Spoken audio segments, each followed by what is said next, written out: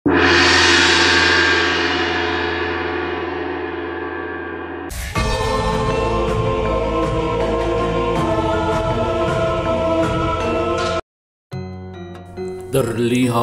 Maesa Amping sudah menaiki anak tangga pendopo Raden Wijaya dan Ki Sandikala menyambut kedatangannya dengan kata-kata keselamatan. Ada berita besar yang ingin aku bicarakan bersama kalian, berkata Raden Wijaya kepada Maesa Amping dan Ki Sandikala. Terlihat Maesa Amping dan Ki Sandikala sama-sama mengerutkan keningnya, ingin selekasnya mengetahui berita apa yang akan didengarkan oleh mereka. Baru saja aku kedatangan seorang telik sandiku di kota Raja Kediri. Mereka menyampaikan bahwa telah disebar sebuah berita gelap, berita palsu yang menyatakan bahwa akan ada sebuah sayembara besar di bumi Majapahit, memperebutkan keris Wahyu Keraton, keris Naga Sastra pada bulan purnama kedua. Berkata kembali Raden Wijaya kepada Maesa Amping dan Ki Sandikala, dan berhenti sebentar untuk melihat tanggapan wajah-wajah mereka. Raja Jayakatwang telah memulai perangnya, telah melepas berita palsu mengacaukan rencana rintisan kita semula, berkata Raden Wijaya melanjutkannya kembali. Pada bulan kedua, para pemimpin padepokan yang bermimpi untuk mendapatkan Wahyu Keraton akan datang bersama membawa kekuatan masing-masing ke bumi Majapahit ini. Di saat kita baru akan memulai sebuah gerakan, Raja Jayakatwang memang telah mencoba mendahului serangannya, tidak dengan tangannya sendiri, berkata Ki Sandikala mencoba menguraikan pengertiannya sendiri. Itulah yang akan terjadi di bumi Majapahit ini, berkata Raden Wijaya membenarkan ucapan Ki Sandikala. Mereka hanya ingin mengalihkan perhatian kita, menyerang dengan cara gelap. Harus ada sebuah cara yang dapat membelokkan serangan itu sebelum hari purnama kedua, berkata Maesa Amping mencoba memberi sebuah cara. Aku setuju dengan cara Tuan Senapati membelokkan serangan gelap itu, berkata Ki Sandikala membenarkan pendapat Maesa Amping. Dengan cara apa kita membelokkan serangan mereka? Berkata Raden Wijaya seperti melempar kembali persoalan untuk ditanggapi oleh dua orang kepercayaannya itu. Membelokkannya sebagaimana mereka menyerang dengan berita palsu, berkata Maesa Amping mencoba mengeluarkan pemikirannya. Kita sebarkan berita palsu bahwa keris Naga Sastra telah dicuri orang, berkata kembali Maesa Amping melanjutkan pemikirannya. Sebuah cara yang hebat, berkata Ki Sandikala memuji jalan pikiran Maesa Amping. Dan kita harus dapat melakukannya sebelum datang purnama ini, berkata Raden Wijaya menyetujui dan menambahkan pemikiran Maesa Amping dengan batasan waktu sebelum bulan purnama kedua. Yang ada dalam pikiranku ini adalah siapa yang akan menjadi badal, siapa yang kita korbankan menjadi kambing hitam sebagai seorang pencuri palsu ini, berkata Maesa Amping kepada Raden Wijaya dan Ki Sandikala. Pertanyaan Maesa Amping telah membuat Ki Sandikala dan Raden Wijaya ikut berpikir siapa gerangan yang dapat dijadikan sebagai badal melakukan dirinya sebagai seorang pencuri. Suasana di atas pendopo pesanggrahan Raden Wijaya menjadi hening seketika. Setiap kepala mencoba mencari sosok diri yang dapat dengan sukarela melakoni dirinya menjadi seorang pencuri, seseorang yang dengan sadar dan berani dikambing hitamkan. Lama keheningan suasana di atas pendopo pesanggrahan Raden Wijaya seperti menghentikan waktu. Begitu hening seperti daun kering yang terlempar jatuh mengambang di udara malam yang dingin.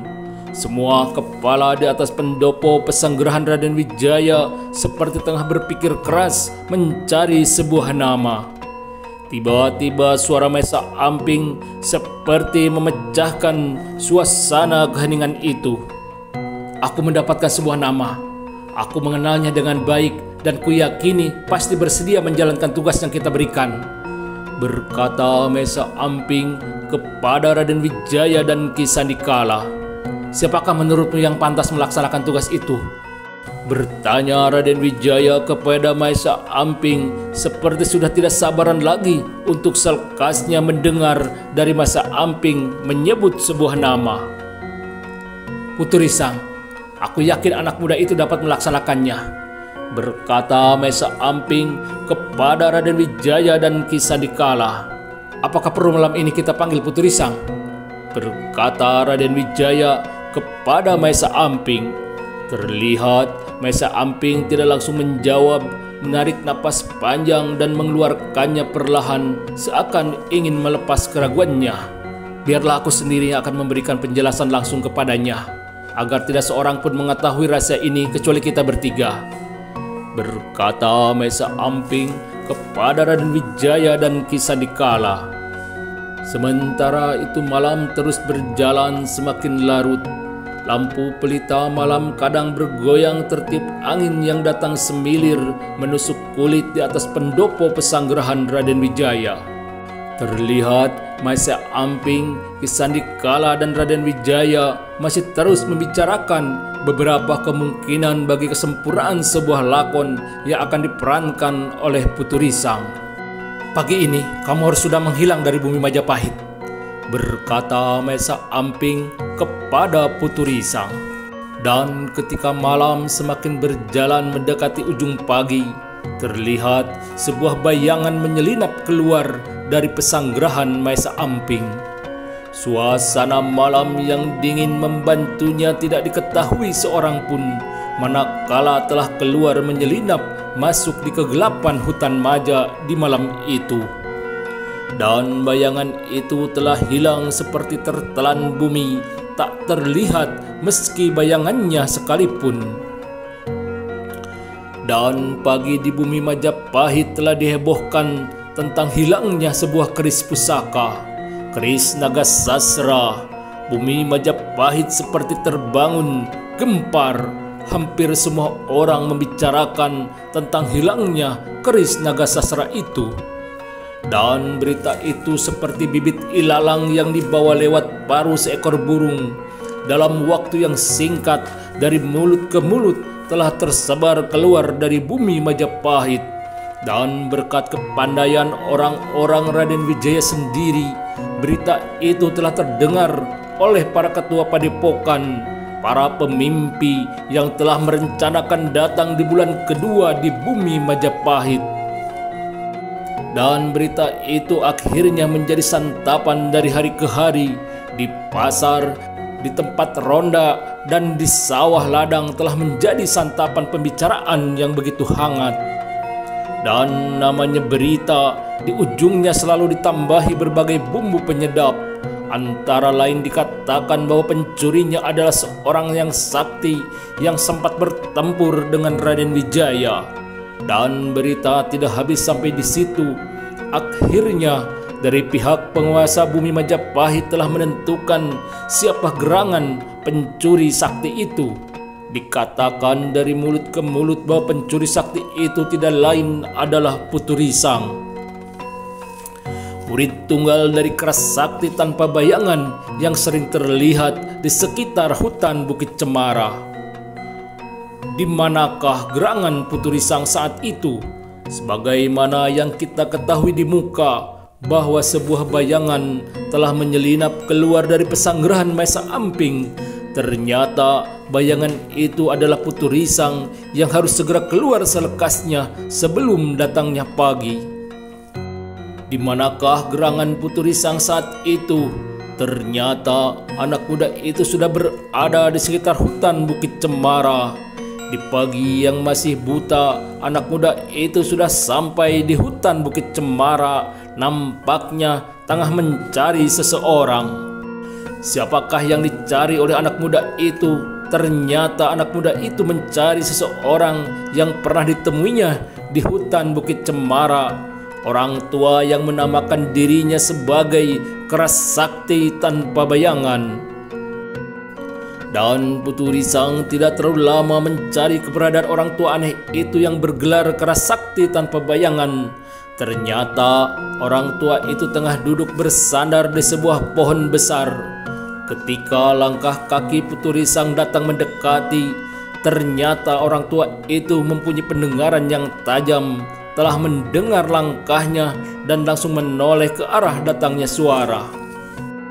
"Entah mengapa aku punya firasat bahwa kita pasti akan bertemu lagi," berkata orang tua itu ketika melihat Putu Risang yang datang mendekat. "Aku memang sengaja datang mencarimu, orang tua," berkata Putu Risang. "Mencariku, membutuhkanku," berkata orang itu masih duduk malas bersandar di sebuah batang pohon besar. "Aku perlu minta izin untuk sementara ini tinggal di sini," berkata Putu Risang. Terlihat orang tua itu tidak langsung menjawab, tapi terlihat tertawa terpingkal-pingkal. "Tempat ini begitu luas dan aku bukan pemilik tempat ini. Kenapa anak muda meminta izin kepadaku?" bertanya orang tua itu setelah berhenti tertawa. Putu Risang terlihat tersenyum mendengar pertanyaan orang tua itu membenarkan perkataan orang tua itu. Maka terlihat Putu Risang duduk di dekat orang tua itu, perlahan bercerita tentang apa yang dialaminya dan yang akan dihadapinya. Terlihat orang tua itu tertawa panjang mendengar cerita Putu Risang. "Jarang sekali ada manusia yang mau melakoni diri sendiri sebagai pencuri gadungan, dan kamu telah menerimanya," berkata orang tua itu di antara tawanya yang sepertinya mendengar sebuah cerita lucu dari Putu Risang. "Aku telah berjanji untuk melaksanakannya dengan baik," berkata Putu Risang kepada orang tua itu. Terlihat orang tua itu sudah menghentikan tawanya. "Aku akan bersamamu, anak muda. Budi Empu Dangka begitu besar, dan hari ini kuanggap telah sedikit mengurangi rasa terima kasihku. Aku siap bersamamu menghadapi setiap bahaya yang datang," berkata orang tua itu kepada Putu Risang dengan wajah pasti tanpa tawa sedikit pun. "Terima kasih," berkata Putu Risang menjadi terharu ada orang tua yang mau membantunya meski belum begitu lama dikenalnya. "Simpan dulu ucapan terima kasihmu. Yang kubutuhkan pagi ini adalah pengganjal perutku yang sudah berbunyi," berkata orang tua itu sambil tersenyum. Mendengar ucapan orang tua itu membuat perut Putu Risang ikut terasa lapar. "Aku akan segera mencari alat pengganjal itu," berkata Putu Risang, langsung berdiri dan melangkah masuk ke dalam kelebatan hutan Bukit Cemara lebih dalam lagi. "Sepasang ayam hutan," berkata Putu Risang telah melihat sepasang ayam hutan tidak begitu jauh darinya sedang bercinta. Dua buah kerikil kecil terlihat terlepas dari genggaman anak muda itu dan meluncur begitu cepatnya. Terdengar dua buah suara kerikil telah langsung mengenai tubuh kedua ekor ayam itu. Hanya itu suara yang terdengar dan tidak ada suara apapun setelah itu. Yang terlihat adalah langkah kaki Putu Risang yang datang mendekati sepasang ayam yang tergeletak pingsan. Dan Putu Risang telah kembali ke tempat orang tua itu sambil membawa hasil buruannya, sepasang ayam hutan. Terlihat Putu Risang sudah membuat sebuah perapian, menguliti bulu kedua ayam itu dan siap untuk memanggangnya. "Ayam panggang asmara," berkata Putu Risang ketika harum daging yang sudah matang tercium olehnya. "Nama masakan yang indah, pasti dapat merubuhkan cacing-cacing di dalam perut," berkata orang tua itu sambil menerima seekor ayam panggang yang siap untuk disantap. Terlihat Putu Risang dan orang tua sudah asik menyantap ayam panggang itu dan mereka sepakati bersama sebagai ayam panggang asmara. "Kulihat pikiranmu tidak tertuju ke arah daging panggang," berkata orang itu kepada Putu Risang sambil menarik daging bagian paha lepas dari tubuhnya. Ternyata tebakan orang tua itu sangat tepat sekali. Pikiran dan hati Putu Risang memang tengah terbang jauh kembali ke bumi Majapahit, ke hati seorang gadis manis di sana. Kasihan gadis itu bila mengetahui aku adalah seorang pencuri yang tengah dicari. berkata Putu Risang mengkhawatirkan perasaan Endang Trinil manakala gadis itu telah mendengar kabar berita tentang pencurian keris naga sasra di pesanggerahan Raden Wijaya. Benarkah bayangan dan pikiran Putu Risang terhadap gadis manis itu? Ternyata dua sejoli bila sedang saling mencinta seperti punya satu hati dan perasaan yang sama, merasakan apa yang dirasakan kekasih hatinya meski terbatas waktu dan jarak. Sebagaimana yang ada dalam pikiran Putu Risang, ternyata gadis manis itu memang seperti terguncang perasaan hatinya manakala mendengar berita tentang sebuah pencurian di pesanggerahan Raden Wijaya. Seperti ingin menolak apa yang telah didengarnya bahwa pelaku pencurian itu adalah Putu Risang, kekasih pujian hatinya itu. Sejak mendengar berita itu, gadis manis itu telah mengunci dirinya di dalam gandoknya. Kasihan anak itu, berkata Ki Sandikala dalam hati di atas pendoponya, mengetahui apa yang dirasakan dan dipikirkan oleh anak kemenakannya itu, Endang Trinil. Tapi Ki Sandikala tidak berbuat apapun, tidak memberitahukan dan menyimpan rahasia Putu Risang rapat-rapat. Rahasia Putu Risang belum saatnya dibuka. Biarlah akan menjadi sebuah cerita sungguhan, penyedap cerita yang indah untuk mereka di kemudian hari kelak, berkata Ki Sandikala sambil tersenyum sendiri, mengetahui kisah cinta di antara Endang Trinil dan Putu Risang.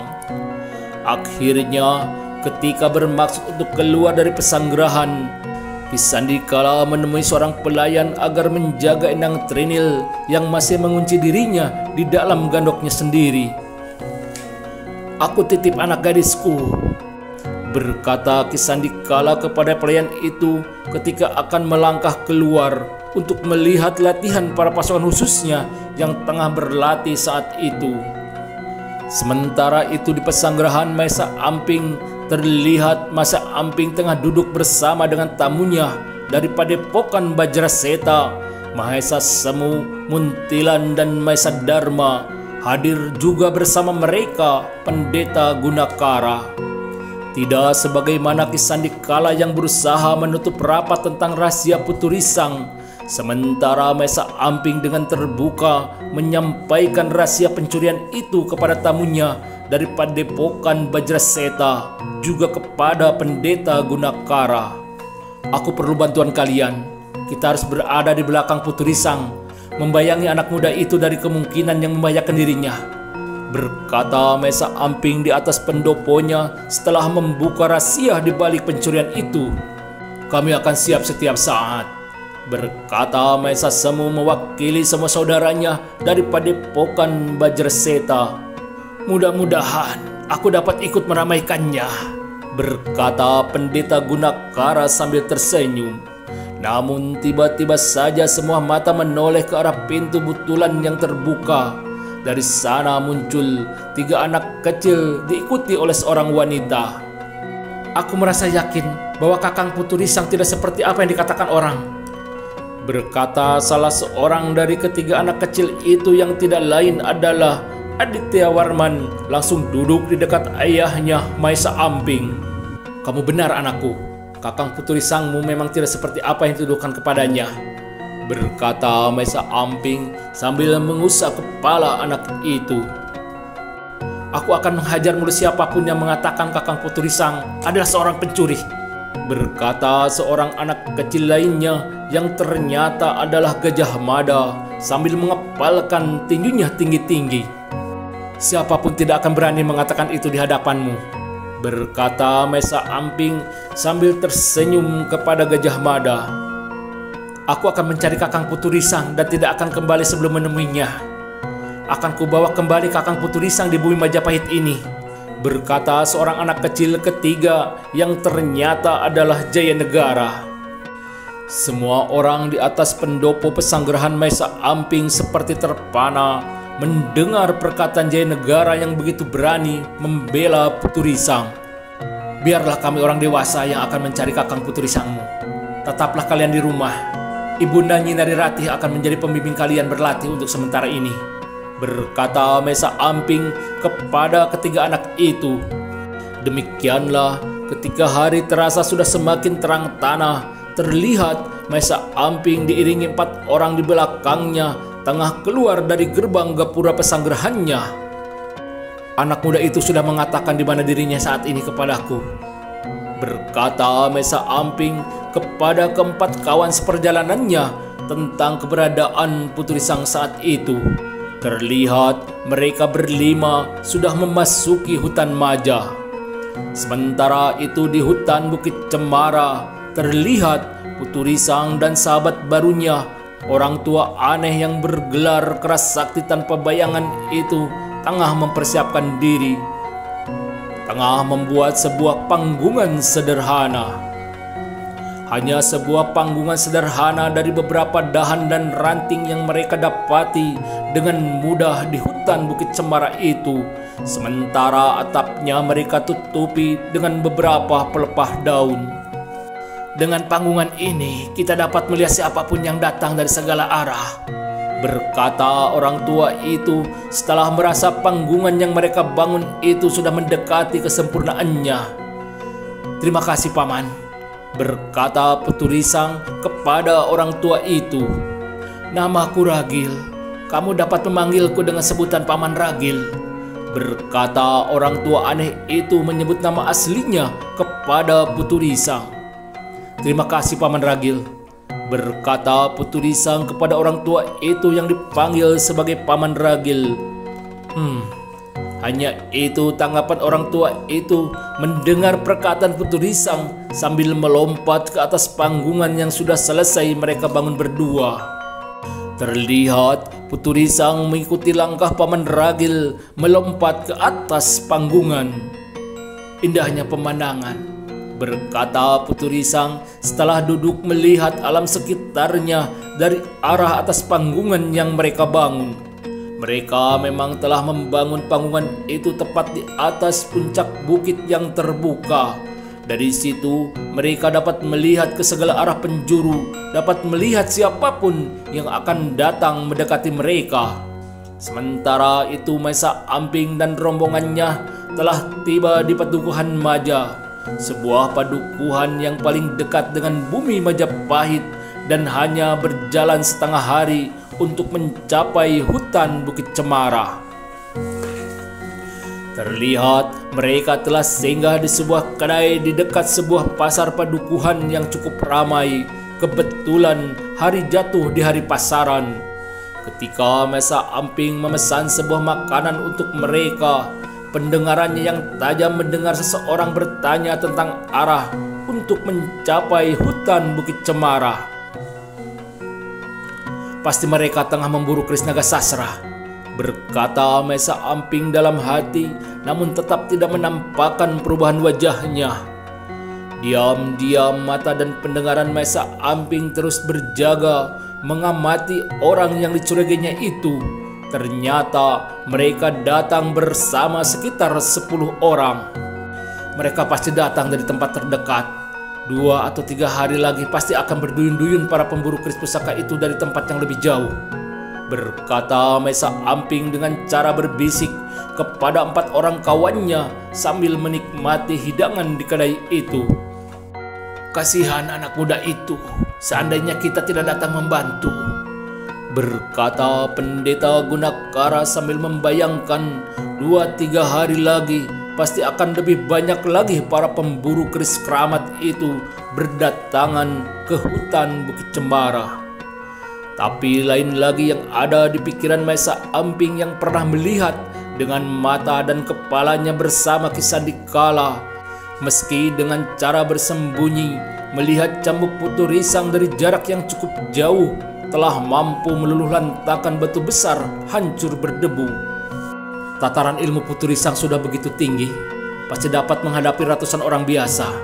Tapi aku tak tahu seandainya yang datang mencarinya sekumpulan orang berilmu tinggi, berkata Maesa Amping dalam hati. Masih ada sedikit kekhawatiran pada anak muda perkasa itu. Nampaknya mereka akan segera berangkat, berkata Maesa Semu sambil memberi tanda bahwa sekitar 10 orang itu akan berangkat keluar dari kedai. kita bayangi mereka dari jauh," berkata Mesa Amping sambil matanya terus membayangi ke-10 orang itu yang terlihat sudah bersiap meninggalkan kedai. Terlihat ke-10 orang itu sudah keluar dari kedai, berjalan ke arah Bukit Cemara.